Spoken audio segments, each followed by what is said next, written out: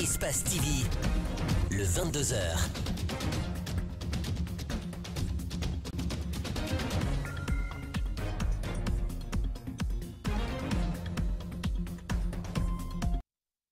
Vous nous suivez un peu partout ici en Guinée et à l'international. Merci de choisir Espace et Calac TV pour vous informer.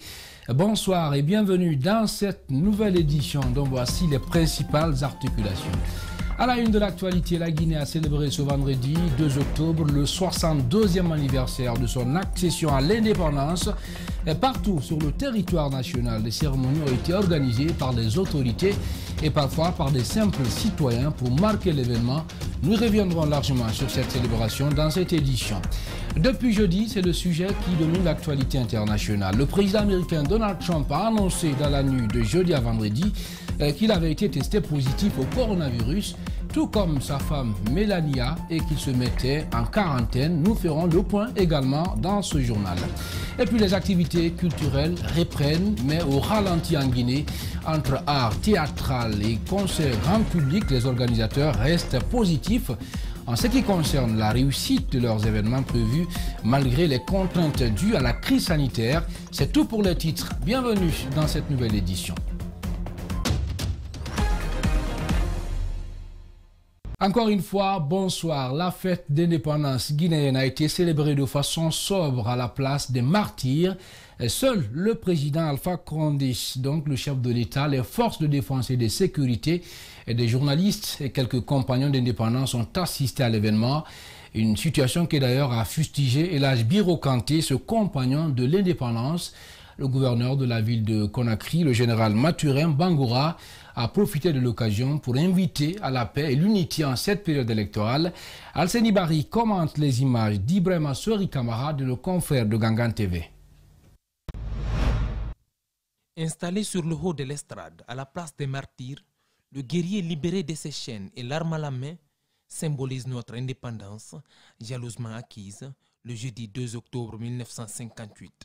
Orné de notre drapeau qui flotte fièrement sur la grande place, indépendance, travail, justice, solidarité, voilà ce que le peuple a réclamé. Le gouverneur de la ville de Conakry en est bien conscient. Souhaiter à tous les peuples de Guinée une bonne fête de l'indépendance. De la même occasion, je profite pour demander aux Guinéens, surtout à la population de Conakry, d'accepter de se donner la main.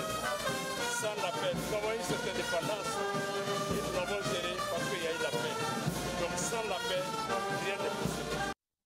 La Guinée, à partir de ce 2 octobre, devient un exemple et une icône pour les autres pays. Le président de la République, un autre symbole de notre indépendance, dépose la gerbe de fleurs en hommage à nos martyrs, ces hommes et femmes comme Samori Touré, Sékou Touré, Diallo Telli, Saifoulaye Diallo, qui ont donné de leur vie, de leur sang pour notre liberté. Quand nous avons pris l'indépendance, proclamé l'indépendance en 1958, c'était l'euphorie. Non seulement en Guinée, mais dans toute l'Afrique. Tout le monde était content de l'acte qu'a posé le peuple de Guinée à sa tête, le président Sékou Touré. Qui fut, et je le dis, je le répète, le plus grand panafricaniste. L'homme qui a libéré la Guinée et pourquoi pas l'Afrique, comme a dit Lansana Conté. Alors, jusqu'en 1984, à la mort du président Sékou Touré, le peuple de Guinée était uni. C'était un seul et même peuple. Le peuple, le Maliké de Soussou, est celui n'importe où en Guinée. 62 ans après, cette fête qui avait l'habitude d'être commémorée en grande pompe n'est plus que l'ombre d'elle-même. Rien dans la capitale ne présage quelconque célébration. Juste les forces de défense, les rares ministres qui ne sont pas allés en campagne et les journalistes tentent d'immortaliser l'événement au grand désarroi de ses compagnons d'indépendance. Tout Conakry sortait le 2 octobre pour venir fêter ici, sans être obligé à le faire. Sans que quelqu'un soit obligé à sortir de chez lui. Mais aujourd'hui, qu'est-ce qu'il y a? Vous voyez comment c'est vide.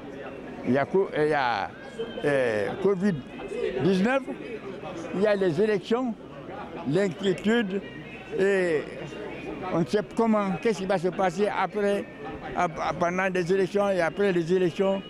Alors tout le monde, voyez-vous, c'est vide. La cérémonie va durer moins de 3 heures et c'est fini. Chacun va à ses occupations comme si rien n'était. Et puis, en ce jour anniversaire de la fête d'indépendance, la plateforme dénommée La Voix du Peuple a organisé un carnaval géant sur l'Axe Le Prince ce vendredi. À cette occasion, plusieurs jeunes venus de toutes les communes de la capitale Conakry ont pris part à cette cérémonie qui a sa 4e édition avec le projet Les Jeunes Fêtent l'Indépendance initié par les sociétaires de La Voix du Peuple. Ali Badra Kamara, Alseni Kamara ont assisté à ce carnaval. Suivez leur reportage. Si l'anniversaire de la fête d'indépendance est oublié par des uns, pour d'autres, c'est bien un acquis. Une liberté chèrement acquise par les compagnons de l'indépendance. Cette plateforme, composée de jeunes patriotes dénommée La Voix du Peuple, a réuni ce vendredi des centaines de Guinéens autour de ce carnaval géant organisé pour la circonstance.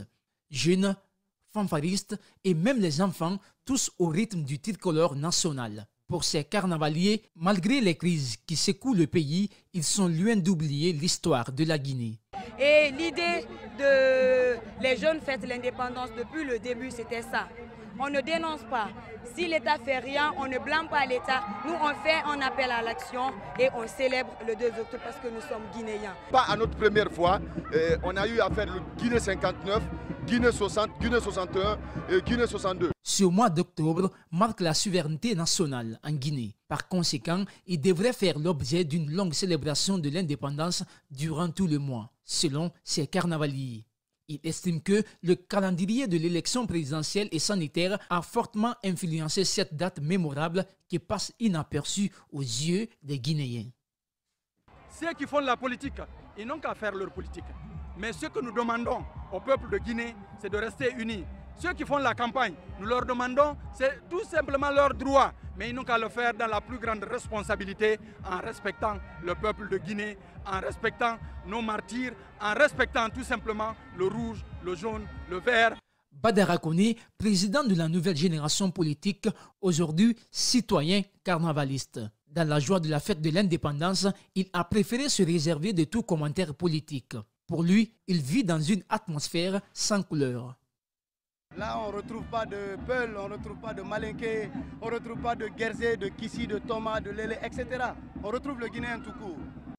Le projet Les Jeunes Fêtent l'Indépendance, porté par cette plateforme surnommée Voix du Peuple, a pour mener ce projet dans quelques villes du pays et certains pays de l'Afrique et l'Europe. Leur objectif, réunir 20 000 jeunes chaque année. L'année à venir, nous espérons que l'humanité aura déjà fini avec cette pandémie. Nous comptons implémenter dans 2 villes par région administrative. Plus loin, cette plateforme souhaite des journées de sensibilisation axées sur l'accession de la Guinée à l'indépendance aux nouvelles générations. Voilà, parlant toujours de la proclamation de l'indépendance, on s'interroge comment les Guinéens l'ont vécu. Nous sommes allés à la rencontre des syndicalistes, des jeunes, oui, de 15 à 20 ans à l'époque, aujourd'hui des pères de famille. Ils témoignent avec Mamadou Saliouba et Tierno Sadouba. Suivez. Il n'avait que 20 ans, le 2 octobre 58. Il ne se rappelle pas de grand-chose. Et l'âge Mamadou Moustapha Ndiaye se souvient seulement d'être allé à l'Assemblée territoriale où se trouve aujourd'hui la HAC pour écouter les différents discours depuis l'Assemblée nationale. Il y avait des micros un peu partout. Nous avons suivi l'intervention de Sefoulaye, après l'intervention d'Ahmed Sékou Touré.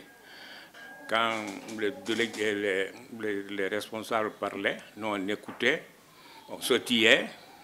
C'était l'euphorie. La France et les Français qui pouvaient tout faire à la Guinée aux Guinéens n'ont plus d'autorité. Mais le choix de la Guinée de voler seul n'a pas été sans conséquence. Le général de Gaulle, furieux de la décision que vient de prendre le jeune État, rapatrie les colons. La Guinée est seule. J'avoue que quelques années après, ce n'était pas tellement facile. Parce qu'il fallait se prendre en charge sur tous les plans, militairement, au niveau de l'éducation, au niveau de la santé, au niveau de toute la vie humaine au niveau de la nation, il fallait se prendre en soirée. Je crois que ce n'était pas si facile. Mais le jeune État assume sa décision. Une idée qui s'est répartie de ce bâtiment, celui de la CNTG, la bourse du travail, où la photo du leader veille encore sur ses camarades. Si vous entendez que la Guinée aujourd'hui a opté à l'indépendance et à tout, c'est grâce à ce bâtiment. Parce que ce bâtiment a été construit par le premier fondateur du syndicat guinéen, qui est Ahmed Sékou Touré. Et à l'époque, construire un bâtiment n'était pas facile. C'est là, et personne n'osait créer à l'époque un parti politique. Tout le monde passait par le syndicat pour pouvoir faire la guerre au colonialisme. Un bâtiment donc historique pour un homme que le camarade El Hadj Ousmane Sylla considère comme un sauveur. La Guinée avait 104 000 fonctionnaires. 104 000 fonctionnaires que Sékou avait pu recruter. Je défie quiconque qui pourra dire le contraire. C'est quand Sékou Touré est mort, il y a eu le programme d'ajustement structurel qui a débarqué en Guinée et ils ont demandé de dégraisser la fonction publique. C'est ainsi qu'on a dégraissé la fonction publique de 52 000 fonctionnaires qu'on a mis à la porte, qu'on appelait à l'époque les déflatés, dont je suis le président. Pour lui, il reste le meilleur des présidents. Manel Diallo, lui, sait qu'aucun homme n'est parfait. À la proclamation de l'indépendance, il n'avait que 15 ans. Le jeudi 2 octobre 1958, c'est le président de l'Assemblée nationale, M. Saifoulaye Diallo, qui l'a proclamé. La liberté dans la pauvreté, à l'opulence dans l'esclavage, c'est M. Sékou Touré. Ça, c'était le mercredi 25 août 1958, à l'arrivée de Gaulle. La liberté, même si l'homme est enchaîné dans le ventre de sa mère, une fois qu'il est né, il a besoin de quoi avec ses carcans? De sa liberté, non? Mbake Loloudi, Mamba Nato, Kanadru Kita, Kana Sambarata, Kadia Sima, Mamba Loning. C'est ce qu'on chante en Guinée, à Conakry ici surtout.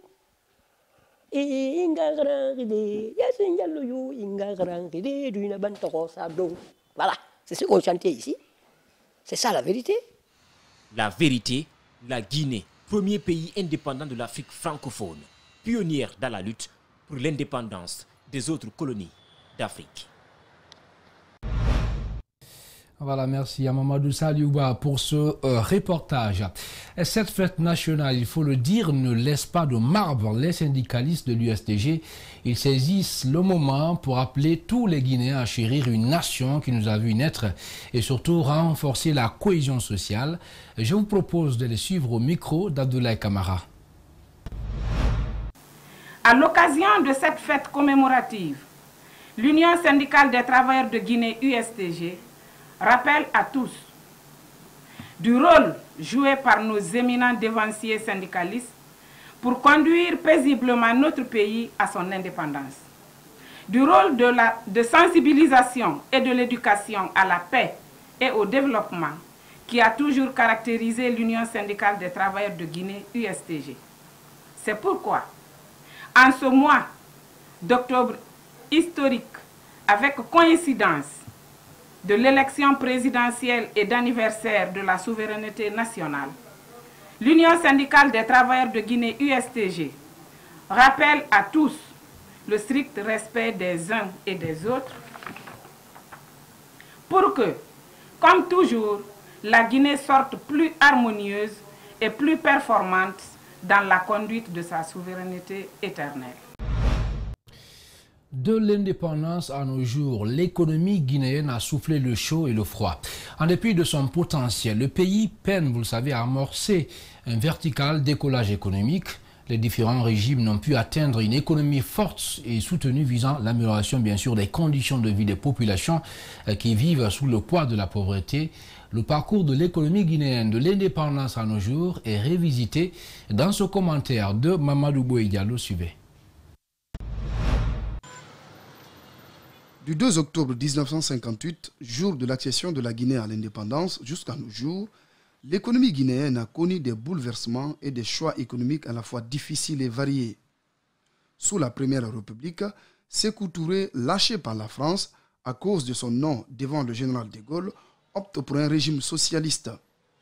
L'économie guinéenne se centralise.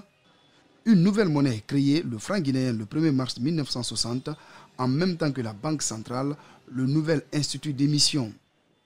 En dépit de l'appui des pays de l'Est, l'économie peine à répondre aux besoins de la population. La Banque centrale fait fonctionner la planche à billets, créant ainsi une inflation importante. Au désastre économique du régime de Sékou Touré s'ajoute la répression politique. Après la mort de Sékou Touré, le 26 mars 1984, et après la prise de pouvoir quelques jours plus tard par les militaires, sous la houlette du colonel Lansana Conté, le pays est en crise. Sur le plan économique, le nouveau pouvoir fait le choix de l'option libérale.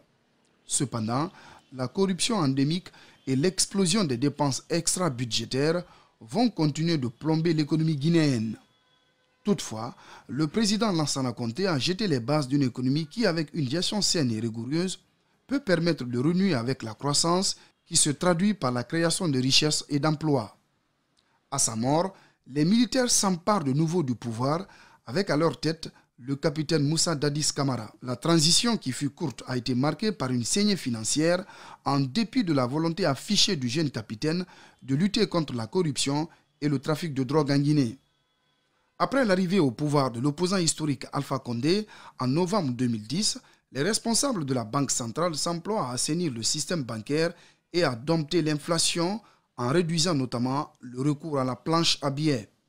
Le résultat est, selon le FMI, le Fonds monétaire international, depuis 2016, le taux d'inflation varie entre 8 et 10%. Le déficit budgétaire global s'est amélioré, passant de 1,1% du PIB en 2018 à 0,9% en 2019. Le taux de croissance a atteint 2 chiffres près, 5,6% en 2019. Les réserves de change atteignent plus de 3 mois d'importation.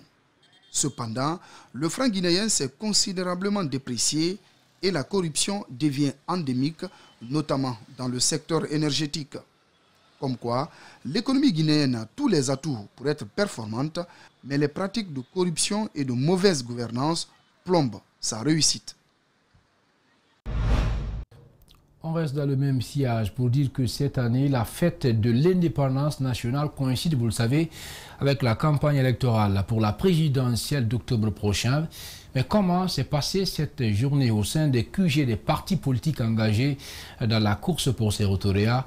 Les partis ont-ils poursuivi la campagne ou ont-ils marqué une pause pour commémorer cette date du 2 octobre? Réponse dans ce reportage signé Al-Gassimou Yaliba et Aliouba. Le MND, Mouvement national pour le développement, un des 12 partis politiques qui se bousculent pour la magistrature suprême. Comme dans plusieurs autres secteurs, ici, la date du 2 octobre n'empêche pas les leaders et leurs militants de poursuivre leur campagne. C'est en tout cas ce qui ressort des propos de son responsable de communication. Bon, la fête du 2 octobre, on l'a faite comme tout le monde, vu que c'est une fête nationale. Mais bon, sauf que nous, on est aussi préoccupés par la campagne. Vous savez bien que notre candidat, Dr Ousmane Doré, s'est positionné pour la présidentielle. Alors de ce fait, on est aussi plus préoccupé par ça que par rapport à la fête nationale. Qu'en est-il de l'UFDG, le principal parti politique d'opposition du pays? Nous avons rencontré son vice-président qui vient d'arriver au QG de son parti. Pas question de campagne. Aujourd'hui, c'est un jour férié. C'est un jour férié, nous n'avons rien prévu. On n'a pas prévu de manifestation. Parce que pour nous, le 2 octobre est une date importante. Moi, je me rappelle encore quand j'étais jeune. Mais le 2 octobre se préparait un mois avant le 2 octobre. On savait ce qu'on devait faire. Les programmes étaient connus. Les rencontres devaient se faire. Les meetings se faisaient. On invitait des gens dans les salles de conférence pour expliquer c'est quoi le 2 octobre, pourquoi on en est fier. Rien n'est fait. Au PADES, c'est le leader de la formation politique qui prend la parole et qui précise. on a arrêté parce qu'on n'a pas de meeting aujourd'hui. Hein? On n'a pas de meeting. Hein? Et c'est à partir de demain que nous commençons nos meetings. Dans les rues de Conakry, les signes de la campagne sont plus perceptibles que ceux de la fête de l'indépendance. Et puis à Mamou, c'est dans le climat le plus sobre que l'an 62 de notre souveraineté nationale a été célébré ce vendredi à la place des martyrs de la Maison des Jeunes de Mamou. Dépôt de la gerbe de fleurs, quelques discours et des bénédictions. Voilà ce qui a essentiellement marqué les festivités donc de cette année dans la ville Carrefour. C'est un compte rendu signé Alpha Mamoudou Bari et donc de notre correspondant régional. Il était 9h30 quand le ministre conseiller chargé de mission à la présidence de la République, accompagné du gouverneur et du préfet de Mamou, a procédé à la pose d'une gerbe de fleurs à la place des martyrs de la Maison des Jeunes de Mamou. Juste après cet exercice, suivi d'une courte prise d'armes et de quelques coups de fanfare, Nana Kourouma livre ce message. Aujourd'hui, on se réjouit du calme, de la paix, de la compréhension et de la sagesse à Mamou. Mais Mamou n'est pas la seule ville. Ce que nous devons faire, c'est de passer le message à nos frères de Dalaba, de Pita, de Labé, de Tougué, de Mali, de tout le Fouta, pour que le même message soit véhiculé et que les gens comprennent, les uns et les autres comprennent que ce n'est pas la violence qui peut construire ce pays-là.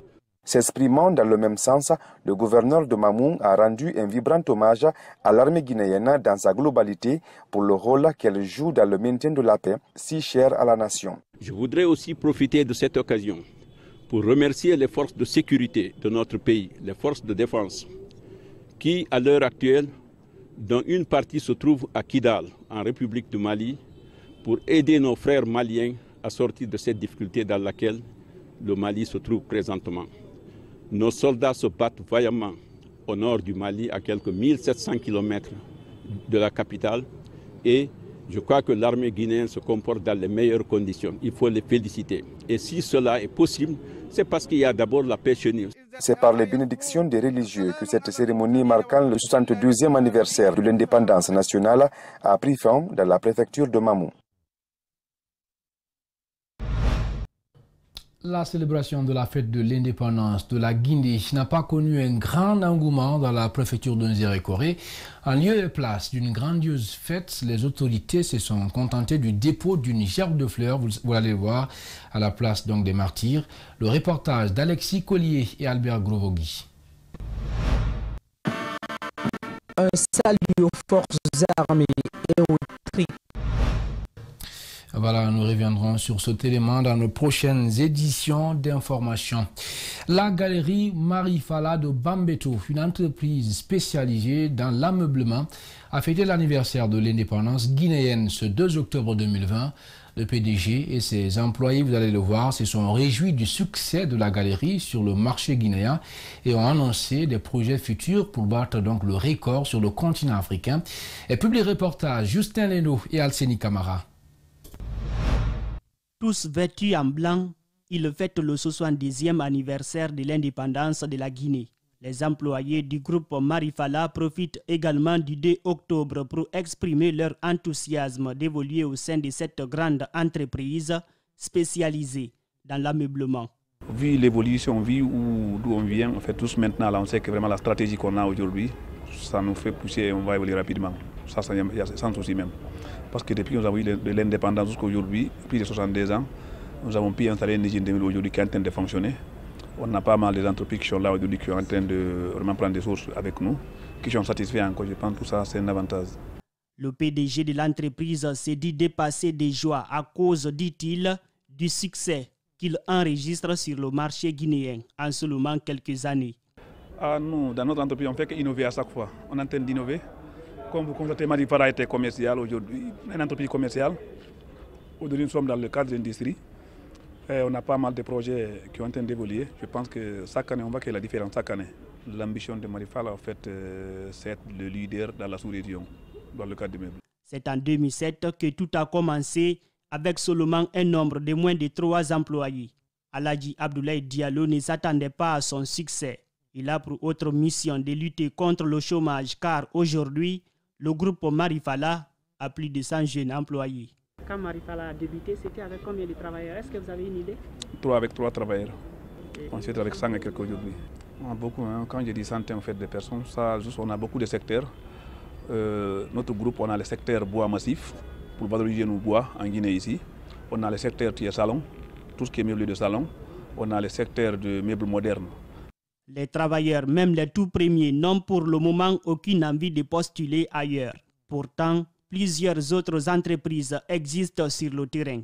Mais pour eux, Marifala, c'est le sommet. Marifala a vraiment changé ma vie. Bon, je ne pourrais pas en dire trop, mais à vrai dire, depuis ma venue à Marifala, je suis une nouvelle Kadiatou. Je me sens plus à l'aise ici. Je pense continuer avec eux. Le groupe Marifala a un rêve, battre le record sur le continent selon son PDG, Aladji Abdoulaye Diallo.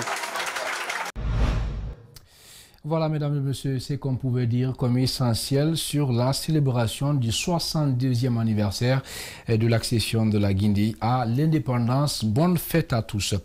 Dans le reste de l'actualité, l'Alliance nationale pour le progrès revient sur la scène politique avec pour ambition, cette fois-ci, le renforcement du tissu social. Oui, elle a fait savoir ce jeudi à travers son lancement officiel au siège du parti à Koloma.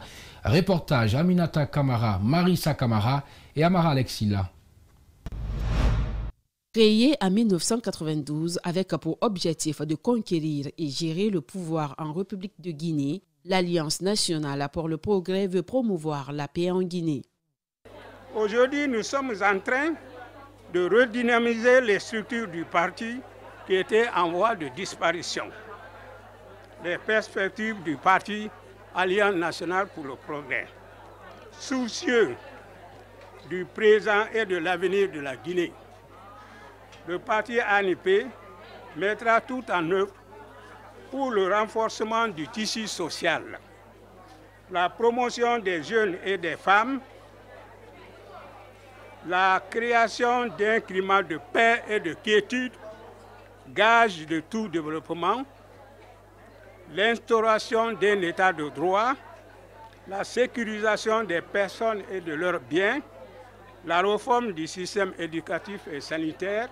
Pour cette présidentielle, l'ANP ne soutient aucun parti politique en lice pour le moment. Concernant les élections du 18 octobre 2020, la direction nationale de l'ANP et pour le progrès, ANP, se réserve le droit de s'abstenir pour le moment de choisir un candidat.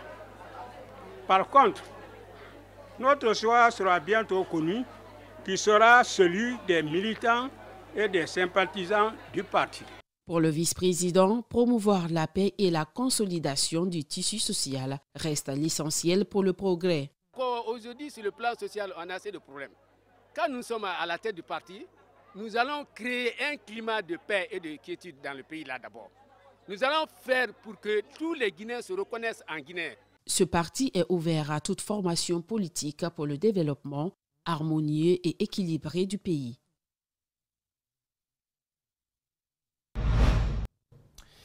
Le mouvement pour la continuité avec Alpha Condé était en campagne ce jeudi à Dubreka. La cérémonie tenue sous le patronage de l'ancien ministre de l'Énergie, actuel ministre conseiller à la présidence, Cheikh Talib Silla, et quelques membres du gouvernement guinéen.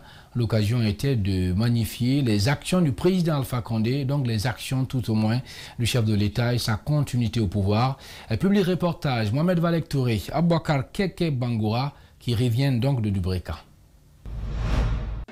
Ils étaient des milliers de personnes venues des secteurs, quartiers, districts et sous-préfectures de Dubreka à venir marquer leur attachement aux idéaux du président Alpha Condé dans la perspective de la présidentielle du 18 octobre prochain. Les militants du RPG arc-en-ciel de Dubreka, engagés dans ce processus, affirment aujourd'hui, sans aucune complaisance, que notre champion sera élu avec une victoire éclatante au soir du 18 octobre 2020. L'enjeu de cette élection présidentielle 2020 est de taille. Le 18 octobre prochain, à l'instar des autres Guinéens, les populations de Dubreka se rendront aux urnes pour élire leur président. Je suis d'office convaincu que vous élirez sans ambiguïté notre champion. le plus grand gladiateur politique de l'Afrique contemporaine. Initiée par la fédération du parti à Doubrika, cette activité a mobilisé les citoyens en faveur de la réélection du président du RPG. Tous décidés à mouiller le maillot pour la victoire à la présidentielle du 18 octobre 2020. Permettez-moi de mettre cette occasion à profit pour magnifier les œuvres réalisées sous la conduite du président professeur Alpha Condé, chef de l'État, grand bâtisseur. Ces œuvres sont énormes et palpables dans toutes les localités de la Guinée, dans tous les secteurs de l'économie de notre pays. Loin d'être exhaustifs, nous pouvons citer la promotion des femmes et jeunes et leur accompagnement par les MIFA et les MC2. Important de vous rappeler un peu l'histoire pour pouvoir informer mieux la jeunesse d'aujourd'hui, les futurs responsables de demain. Et aujourd'hui, la ville de Doubrika est devenue la ville énergétique de la République à travers le barrage de Kaleta, bientôt le barrage de Swatiti et la construction du barrage de Amaria avec toutes les lignes d'interconnexion. De nombreux slogans favorables à la continuité pour Alpha Condé ont ponctué la cérémonie et plusieurs inconditionnels du parti au pouvoir ont pris part. On est convaincus. Pourquoi aujourd'hui nous nous tenons à ce qu'il soit encore réélu comme président de la République de Guinée? Parce que ce qu'il a pu réaliser au bout de 10 ans, si on lui donne l'opportunité de gérer le pays là pendant 6 ans, il en fera plus que ça. À présent, on va partir sur la rétrospective donc, des sujets qui ont marqué l'actualité culturelle dans notre pays ce vendredi avec Balari Sakouyaté.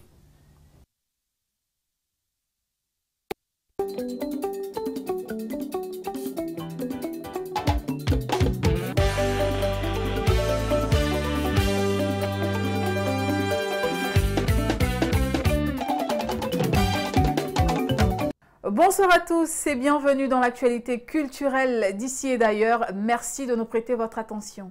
Après plus de 6 mois sans spectacle dû à la crise sanitaire, les événements s'annoncent en grande pompe. La 5e édition du Festival de Fria se tiendra du 26 au 29 décembre 2020 comme chaque année. Depuis déjà 5 ans, les couleurs de cette nouvelle édition ont été annoncées par la structure organisatrice MacTeam avec un programme riche en séries de formations, conférences, débats, carnaval et concerts grand public. Cette année marquera elle aussi les esprits des Friaka. L'ouverture du bal se fera le 26 décembre avec Mousto Camara qui se produira en live. Selon le commissaire général du festival Maka Traoré, beaucoup d'autres vedettes de la musique guinéenne veulent prendre part à l'événement. La liste des artistes retenus pour le festival 2020 sera dévoilée d'ici quelques semaines. Le rendez-vous est donc pris du 26 au 29 décembre 2020 à Fria. La 2e édition de l'événement tant attendu, les victoires de la musique guinéenne, est attendue en décembre 2020 à Conakry. L'agence organisatrice et ses partenaires proposent une édition spéciale cette année qui sera consacrée en grande partie aux gloires de la musique guinéenne et la mise en place d'un forum dédié à la semaine de la musique guinéenne, Guinée Music Week, aura ainsi lieu du 14 au 18 décembre 2020 au CCFG avec au menu formation, exposition, networking, conférences et management, tandis que la cérémonie de remise des trophées de la 2e édition des victoires de la musique guinéenne se tiendra juste après dans un réceptif hôtelier à la différence de la première édition où 21 trophées ont été décernés aux meilleurs artistes guinéens. Le nombre de trophées sera un peu réduit pour cette édition 2020 à cause de la résilience culturelle due à la Covid-19. Les détails sur les principes de vote et la liste des nominés 2020 vous seront donnés dans quelques jours. Pour rappel, les victoires de la musique guinéenne, c'est un événement culturel majeur qui récompense la créativité de nos artistes et contribue fortement à la promotion et au développement de la filière musique dans notre pays.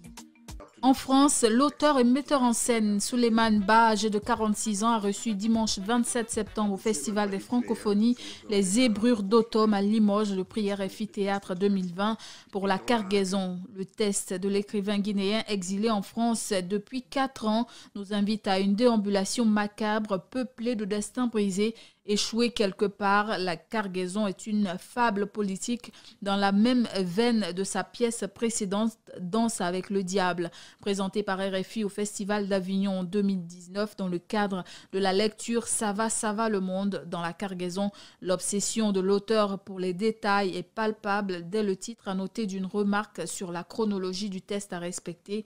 La pièce parle des gens coincés dans un monde qui n'est pas le nôtre.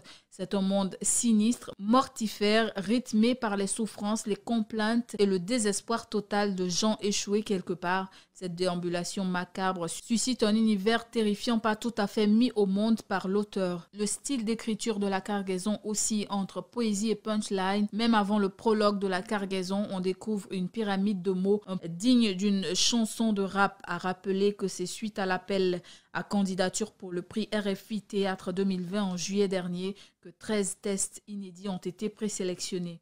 Merci à tous de nous avoir suivis. Bonne suite de programme à tous. Voilà, merci à vous également, Balarissa Koyate. Mesdames et messieurs, c'est la fin de cette édition, une édition réalisée par Mohamed Valek Touré. Elle a été conduite à la régie et au cadrage par le très discret Lamine Sidibé, assisté de Salimou Fofana. Merci à tous de l'avoir suivi. Les programmes se poursuivent sur Espace et Calac TV. Bonsoir.